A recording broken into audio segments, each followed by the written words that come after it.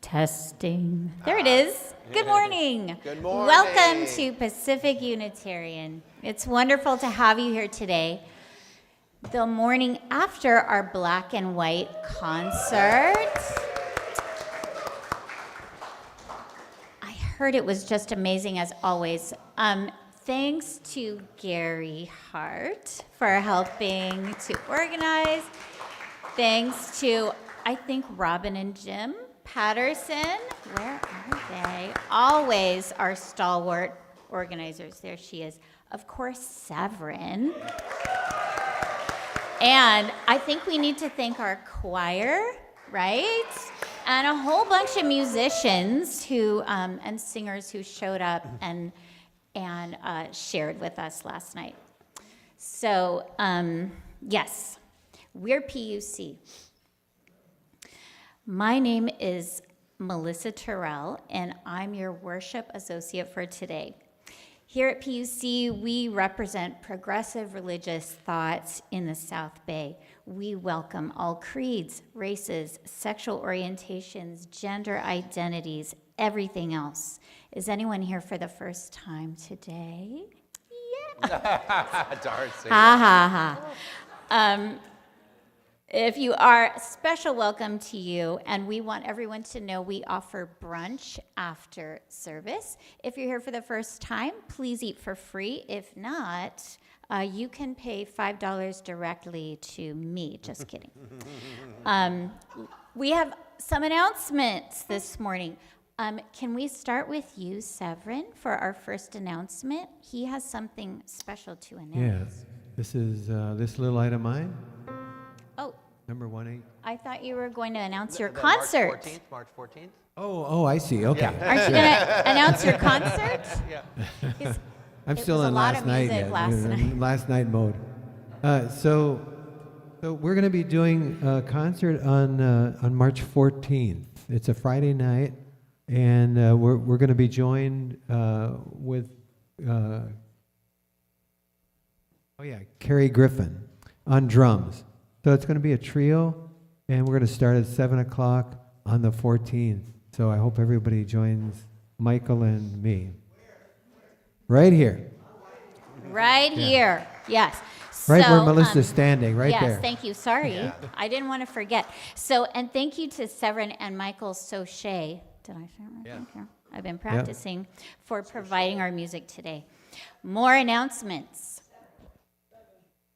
7, yeah. 7 o'clock. Tomorrow. Be in the newsletter too. Tomorrow, February 24th, yoga and sound bath right here. It's accessible, chair-friendly. Starts at 10 o'clock. I highly recommend it. This Thursday, we have adult RE at 4 o'clock, again, right here, led by our own Haven Perez, Dr. Haven Perez. The class is called The Origins and Intersections of Modern Identities and Ideologies. Sounds fascinating. Come explore how legacies of systemic racism, immigration, social justice movements, and intersectionality shape our communities and experiences. And I think that's free, right? Where else can you get a class like that for free? The men's group will meet this Saturday at Mimi's Cafe at 9 o'clock. And please check the PUC website and your weekly e-blast for other announcements. There's always something going on here. We have another special announcement. I'd like to invite Jill McKenzie, board member, for volunteer recognition. Thank you, and it's very nice to be up here, and all of you people who came last night, we have someone that we want to honor, and that would be our Terry Masters.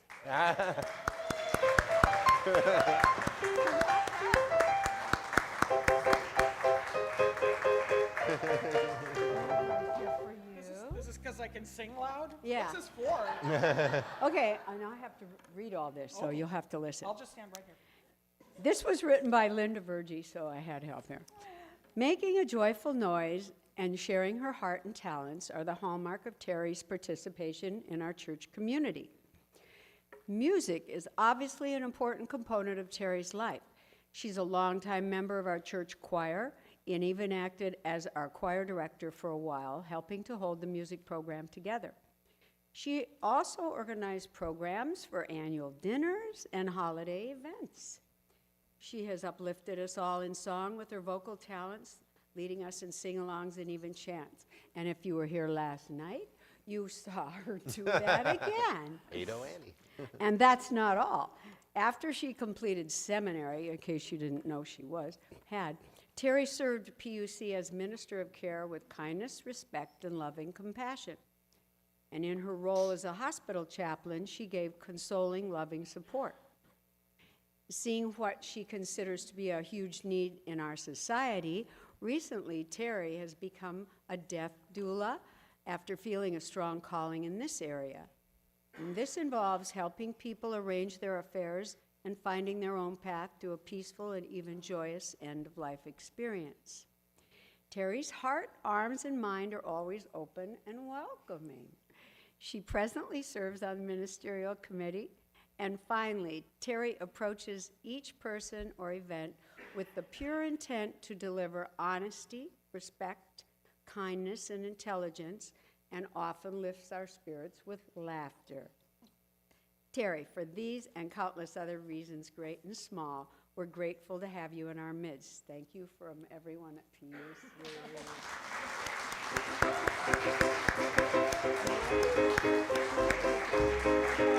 Thank you.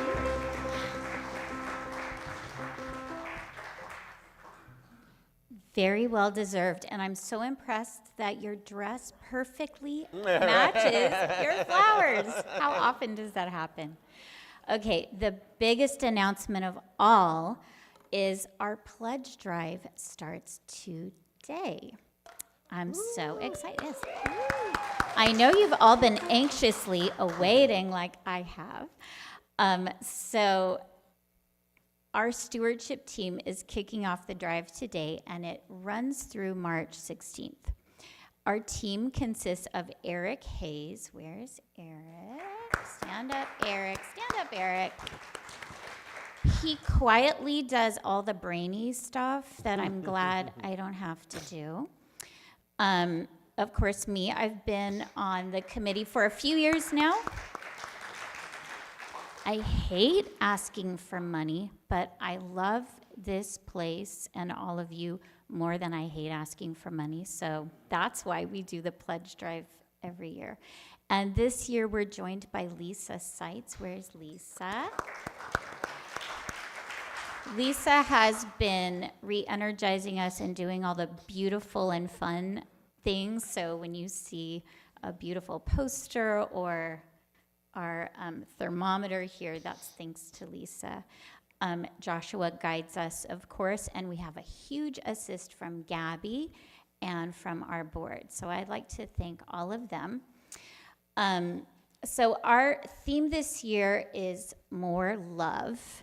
And we have a song that fits that perfectly, which you'll hear a little bit later.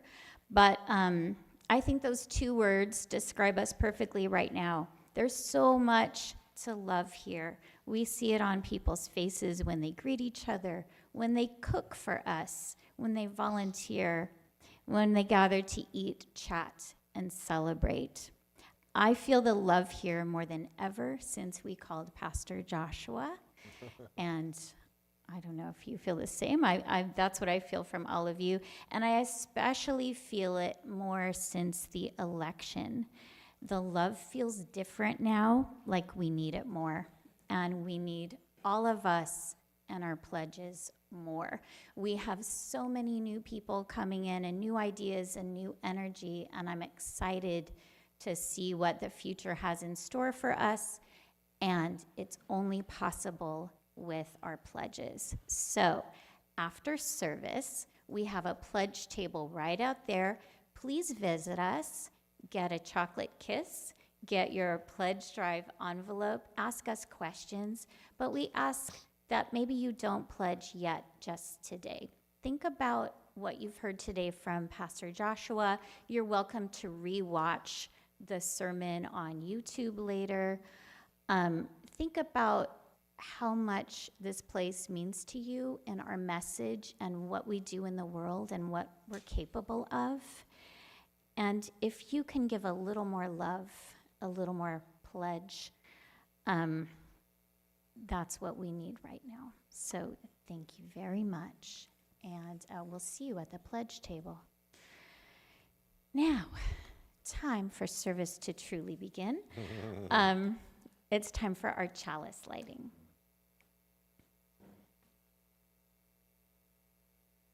We light our chalice today as a symbol of the light within us and the life that flows through the world around us.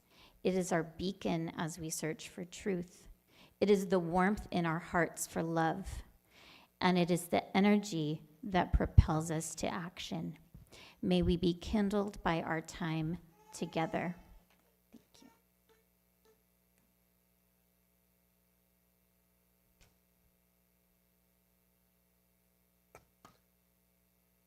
Thank you, Melissa. Thank you. Good morning, everybody. I'm Pastor Joshua. Good morning.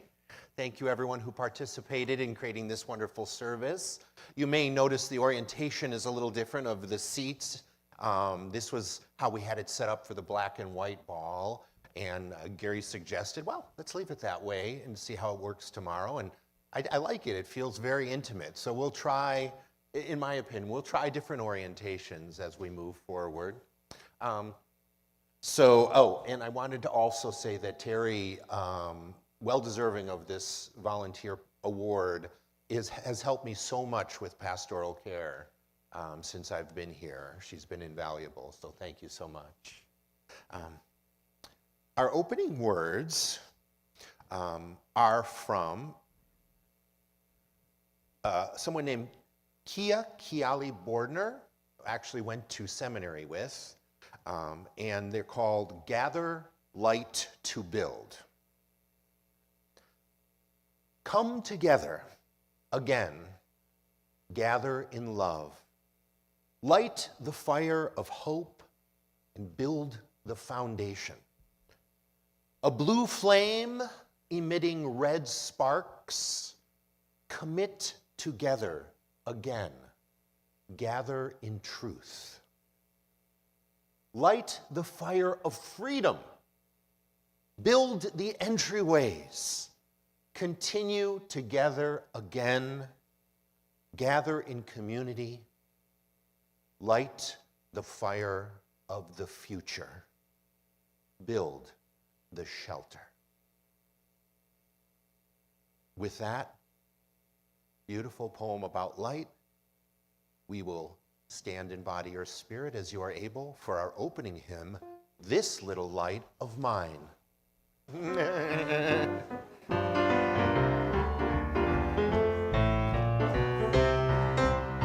This little light of mine, I'm gonna let it shine. This little light of mine, I'm gonna let it shine. This little light of mine, I'm gonna let it shine. Let it shine, let it shine, let it shine. Everywhere I go, I'm gonna let it shine.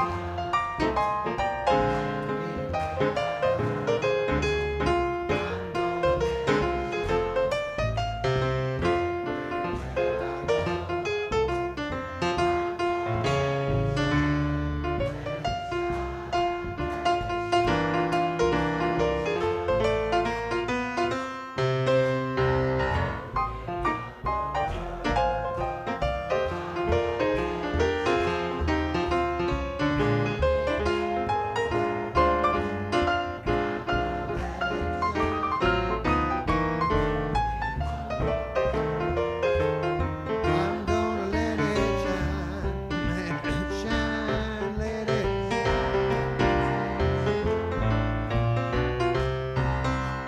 This little light of mine, I'm gonna let it shine. This little light of mine, I'm gonna let it shine. This little light of mine, I'm gonna let it shine, let it shine, let it shine, let it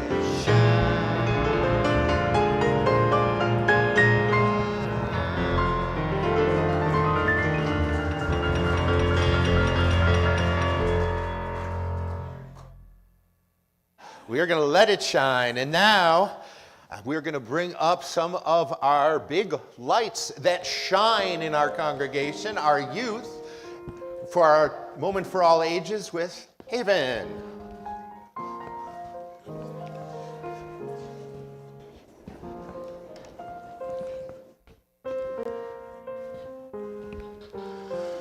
All right, we got the whole gang is here today. This is a short poem by Helen Steiner Rice, Giving. The more you give, the more you get. The more you laugh, the less you fret. The more you do unselfishly, the more you live abundantly. The more of everything you share, the more you'll always have to spare. The more you love, the more you'll find that life is good and friends are kind. For only what we've given away enriches us from day to day. Thank you.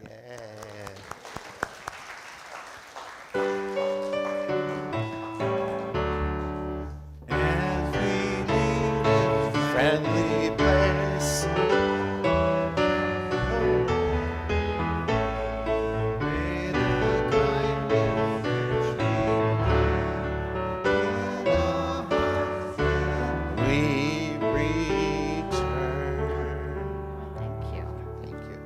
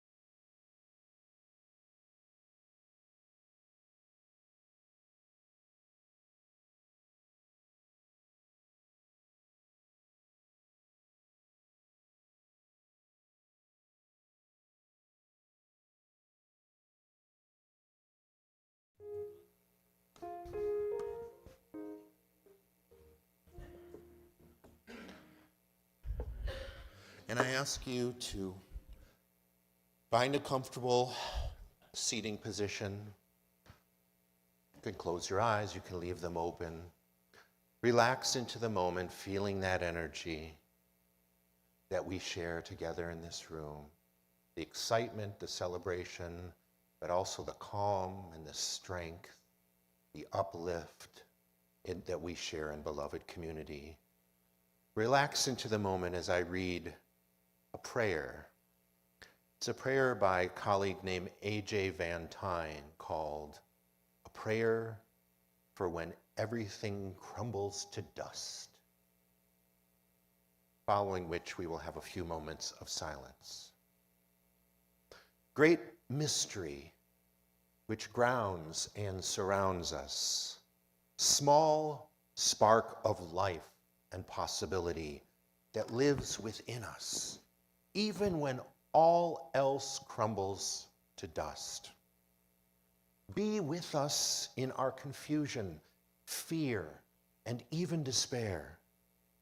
Lead us to navigate them as slowly as possible, resisting the impulse to soothe, to blame, to seek things that feel better than the hurt and the heaviness, but which ultimately leave us isolated or complacent or too suspicious of each other.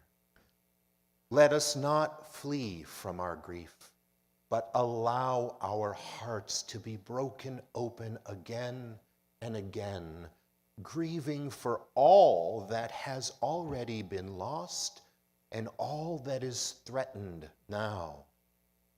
Spirit of life and love and regeneration, help us to feel the wisdom now in our bodies. Even with so much going so wrong, our hearts beat with gratitude for blessings, for beauty and joy, stubbornly breaking through, for the compassionate companionship of community, which welcomes all that we bring with us in these times and doesn't ask us to be smaller than we really are, for solidarity and mutual aid, for the trees and the wind and the stars, their cosmic witness soothing our animal souls, reminding us of the deep impermanence and the deep interconnectedness of all things. Spirit of transformation, may our hearts break open and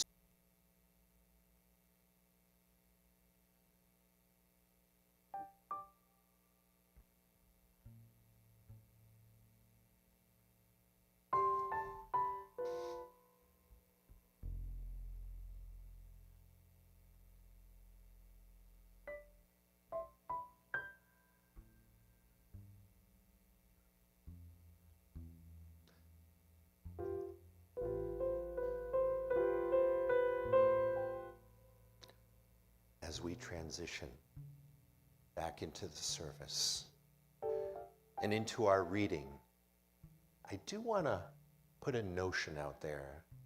I'd love to have other voices and faces up here, and if anyone ever wants to participate by doing a reading or reading a prayer, a meditation, please let me know, and I'd love to call you up during a worship service. We can plan it beforehand, and so we can get a variety of people up here. Just something to keep in mind. This reading is from A Hidden Wholeness, a book called A Hidden Wholeness.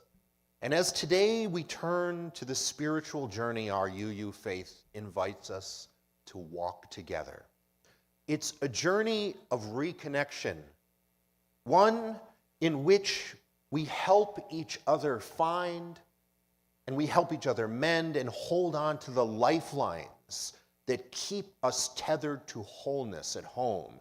So our reading today speaks to this fundamental hunger to stay connected, The reading is by a Quaker theologian named Parker Palmer.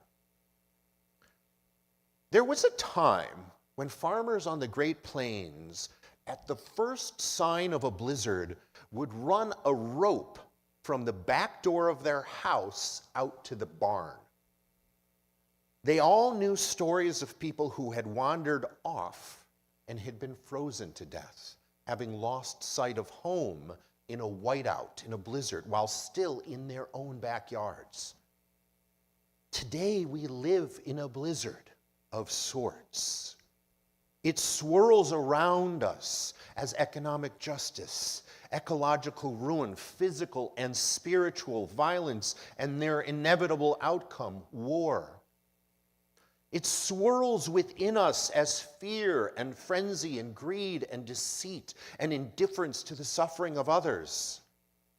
We all know stories of people who have wandered off into this madness and been separated from their own souls, losing their moral bearings and even their mortal lives. The lost ones, they come from every walk of life. Clergy and corporate executives, probably more of the latter. I'm just kidding. Politicians and people on the street, probably more of the former. Okay, I'm done with that. Celebrities and school children, every walk of life. Some of us fear that we, even, or those we love, will become lost in this storm. Some of us are lost at this moment and are trying to find our way home. Some are lost without even knowing it.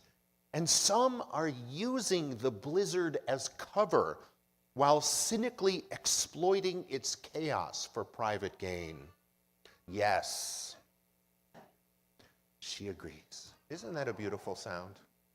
My own experience of the blizzard, which includes getting lost in it more often than I like to admit, tells me that the soul's order can never be destroyed.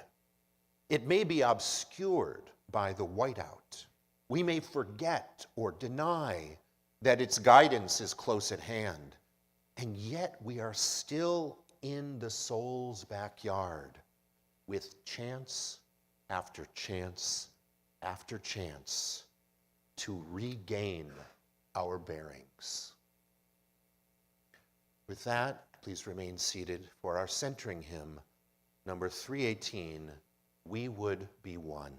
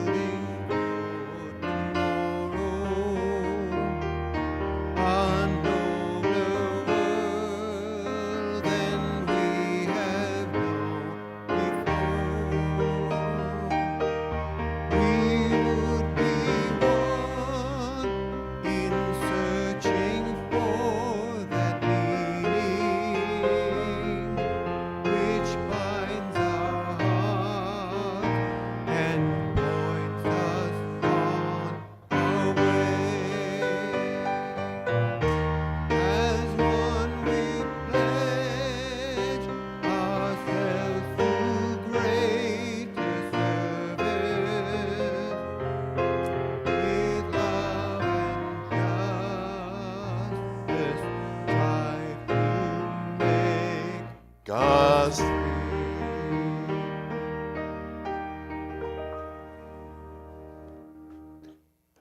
Did anyone catch that? I was trying to be subtle.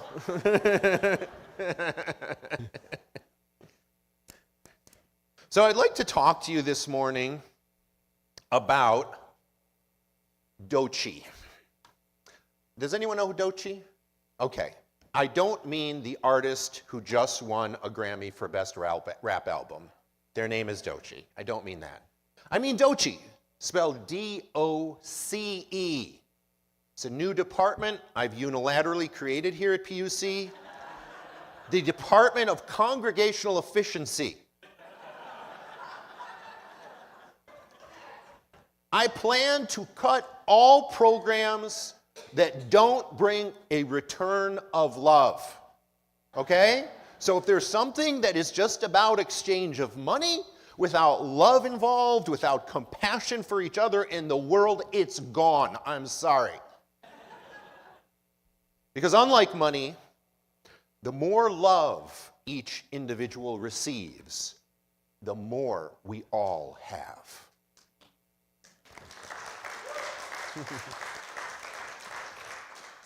Of course, I'm joking a little bit about Doechii because some things, like Dodge, I call it Dodge, not Doge. Some things like Dodge are so horrible you just have to laugh as a release. But in reality, I do want to give you a resource. The AFL-CIO, one of the largest union organizers, actually has an initiative, not called Doechii, but they call it the Department of People Who Work for a Living. It's true. DPWL, yes. Please go to deptofpeoplewhowork.org, deptofpeoplewhowork.org. They report on the facts of what Dodge is doing and how we can fight back. So today is the kickoff of our PUC pledge drive, as Melissa mentioned, and in addition to love, I will also be asking for money. By the way, you don't like it, but you did a great job of asking for money. Oh, good, yeah. Yeah. Lynn's, can your husband pledge to never come and then just send a regular amount of money every? Yeah. So as you'll read in our pledge drive letter, we'll say the numbers, to meet our costs and support the grounds, services, yes, and staff that we love, we need to raise, you'll see on the thing, $265,000. This is separate from plate collection or from auction or from Black and White Ball or from any other fundraising effort. It's a separate effort in and of itself. And to meet that goal, we need an average pledge for the year, an annual pledge, so it's not that much, spread out over the year, $2,350. That's based on the number of people who pledged last year, which hopefully will be more, and it'll change that number. Please pledge more if you'd like. That being said, I understand the ability of an individual or a household to give varies greatly, and I want to make it clear that we welcome pledges of any size, and pledges also can be paid monthly. We're not asking anyone to give beyond their means. But we are asking that when you consider your pledge, please consider, as Melissa said, what PUC means to you, and consider the greater community, and pledge an amount that will bring you love. And then pledge an amount that will bring you more love. So let's talk about that much greater wealth that's produced. I like this because it's like, you know, I got space here, like theater in the round here. So let's talk about the much greater wealth produced through consideration and love for others rather than this cold fiscal austerity that we hear about.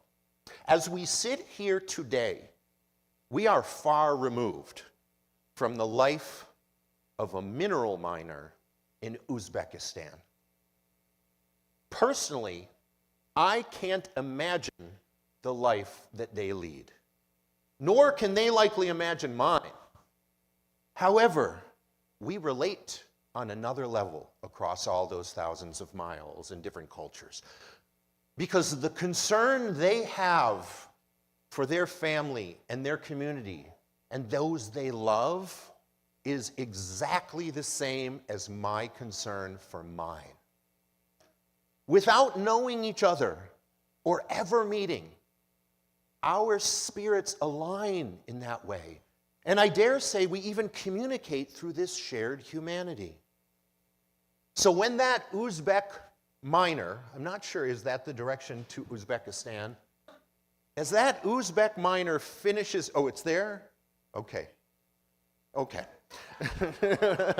When that Uzbek miner finishes work and accompanies his family to a local clinic to get a TB test to prevent a deadly illness, that person feels the same relief I feel when I take my children for tests and vaccinations.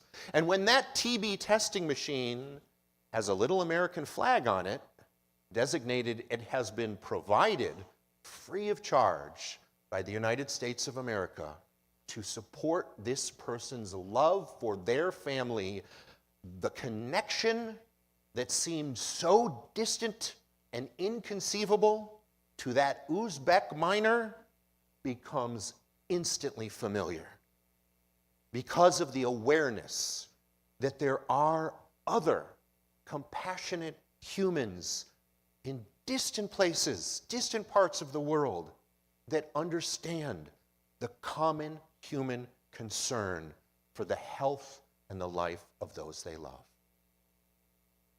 As you may know or may have guessed, these TB tests and many other similar assistance efforts have been provided by the United States at a minuscule cost relative to our national budget. But the return on this fraction of a budget line is incalculable, because what we are sharing, what we are receiving, is not a product. It's not a service that can be commodified like a business. It is goodwill. It is mutual support. It is health. It is security. It is life. It is love that we are valuing. In 1961, the same year that us Unitarians and Universalists decided to join forces to build a progressive, value-based community of faith that we have here today, the same year, 1961, President John F. Kennedy created USAID, the organization that provides these TB tests to Uzbekistan, among other nations. USAID also builds schools, and it builds hospitals, and it helps find employment, and it develops local infrastructure, and it provides people with clean drinking water and medicines that have literally saved millions from diseases like AIDS and malaria. These newly healthy people who have been prevented from disease can then go back to work and can support their families and their country, eventually without U.S. assistance. And those services then build rapport between government officials and people in local populations. They assist in keeping struggling countries stable by helping them escape collapse or escape radicalization and move towards self-sustainability, creating more United States allies and trusted trading partners. Kennedy created an organization not only to support life, but to also keep America and the world safe and prospering, which is the natural outcome of sharing love. I know what I'm talking about is troubling.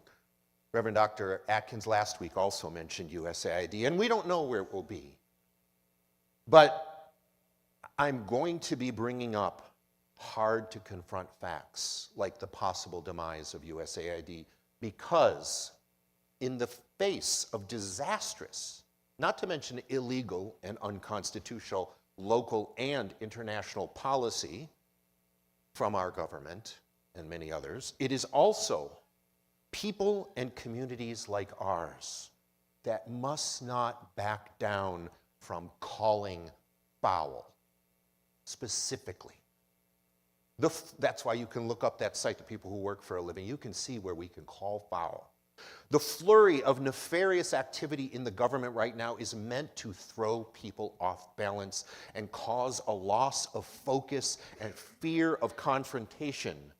We can't succumb to that. UU communities must remain, vis-a-vis our values, a clear and present voice of opposition.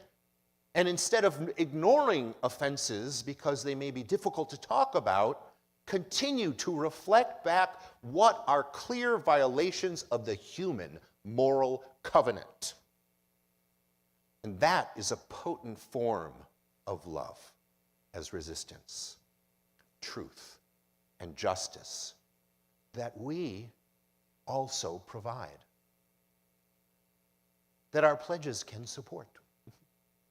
We can do this on a global level by initiating it here on our local level, right here in our community. Our pledge drive this year is entitled More Love, because that is what we are committing to provide, not only to each other, not only to our local community, but to the world. We do so many things here, from worship to small groups, to continuing education opportunities for adults, to social justice action, to enriching our youth's hearts and minds, so much more. But if you want one reason to pledge above all others, it is, at this precious moment in history, it is our Unitarian Universalist community's purpose to never stop speaking truth to power and courage to fear and love to hatred. Oh, thank you.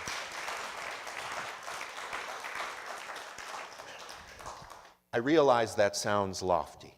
Thank you for your support, and maybe veering into the territory of medicine show sales pitch for some fabulous elixir. Buy it now. But I truly do believe the power of speaking our truths cannot be overstated. It may seem that the sound of just our single PUC community doesn't resonate very far, but it is the collective voices of individual communities like ours, speaking out about justice and equity and transformation and pluralism and interconnectivity and generosity through love, that the message of how we must live in the world can then resound loudly and powerfully. It is that collective voice. And we are an integral part of a greater initiative of combined voices that will resound in the ears of those who think they can shut us up or shut us down. I also brought up specifically USAID today because, as tragic as it is to possibly lose it, I'd like us all to also remember, to also realize that before there was USAID, there was no USAID. It came into existence because there are an abundance of people who do care and who want to share love. And if it goes, another iteration of it can and will return. Because today there are no fewer of these loving people on earth than there were in 1961. No fewer. Possibly more. So what I am certain of is that when some love is lost, there is always more love. Love is not something that we can deplete. In confronting a tragic loss of something like USAID, we have two choices ultimately: despondency and defeat, or dipping into the deep storehouses of love that reside in our hearts and in our community and sending it out to the world more powerfully than ever. This love is priceless. It cannot be reflected in a spreadsheet. Although, thank you for trying, Emmett.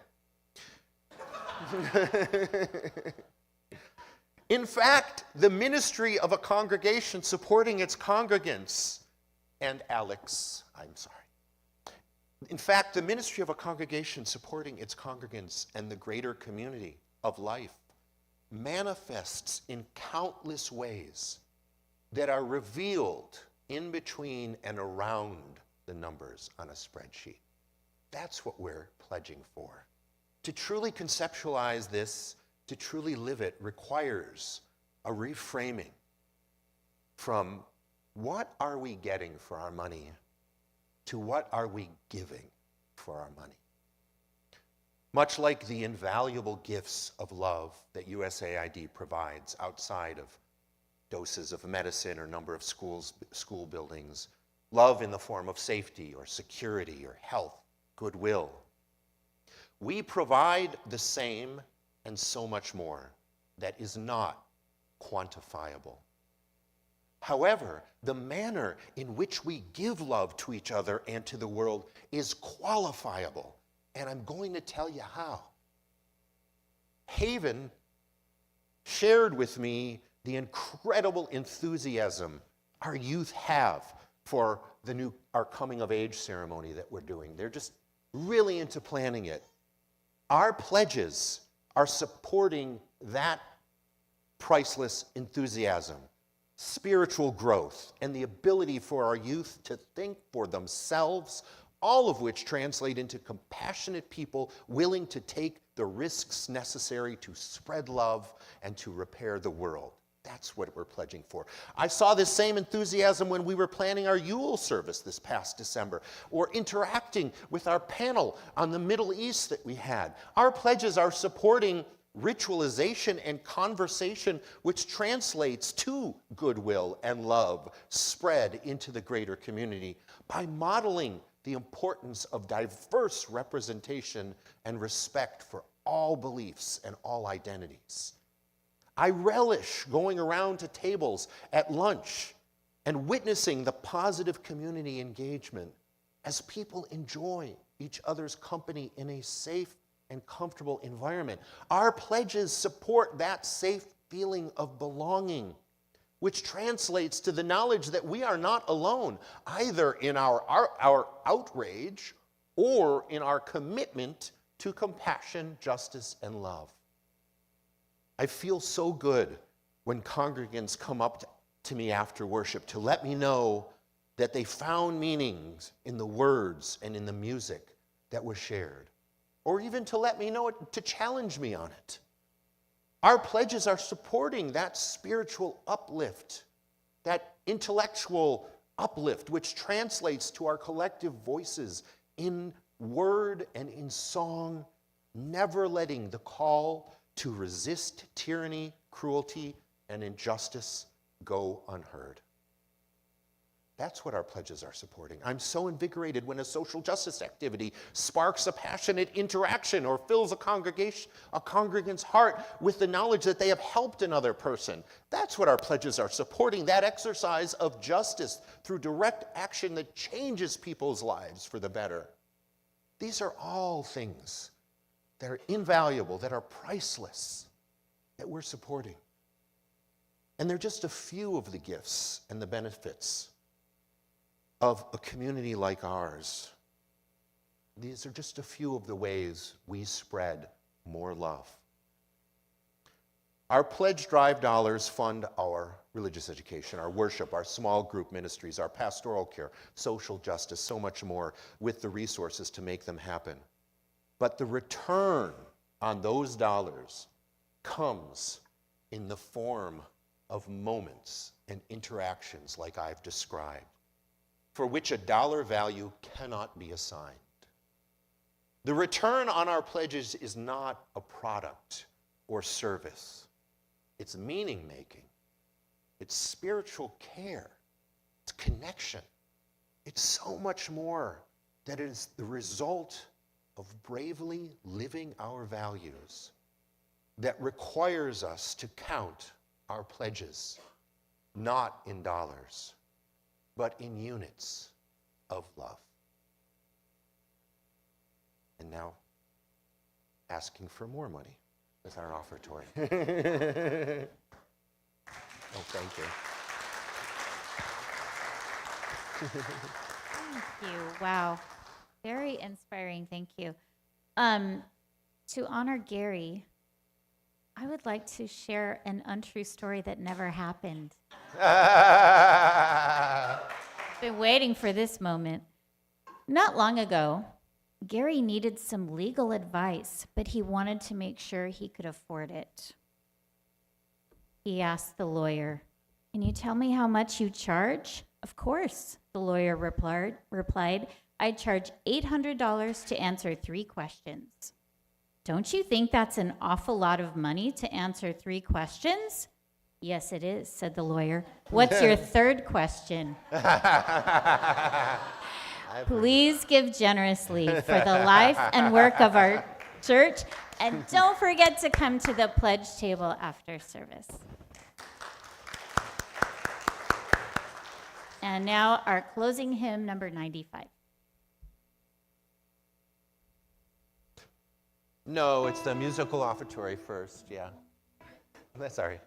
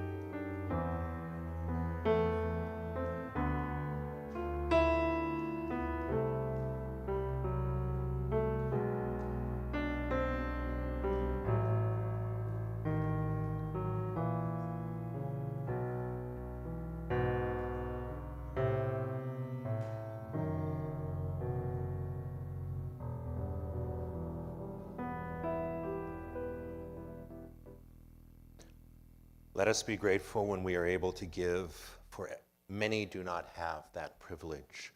Let us be grateful for all those who share their gifts, for we are enriched by their giving. And let us also be grateful even for our needs, so that we may experience the generosity of others. With that, please rise in body or spirit for our closing hymn, number 95, There Is More Love.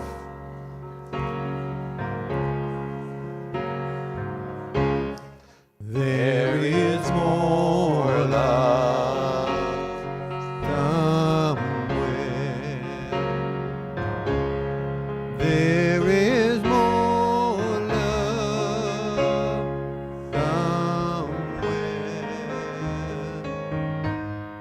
I'm gonna keep on till I find it.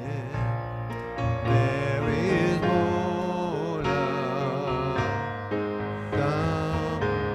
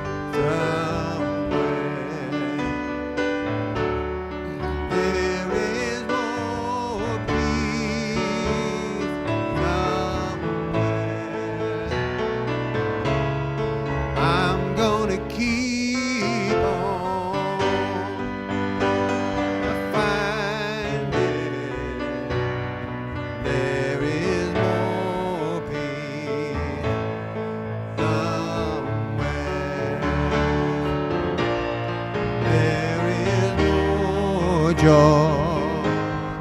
somewhere.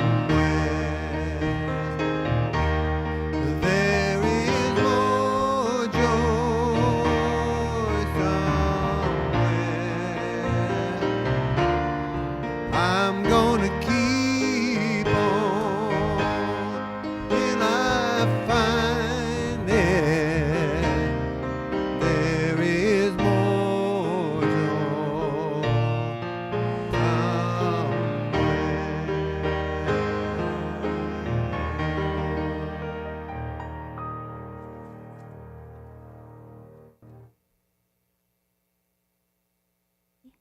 This church is dedicated to the proposition that behind all our differences, beneath all our diversity, there's a unity that makes us one and binds us forever together in spite of time and death and the space between the stars.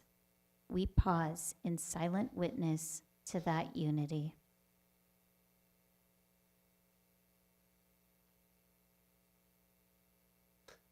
May the blessings of love be upon you. May love's peace abide with you.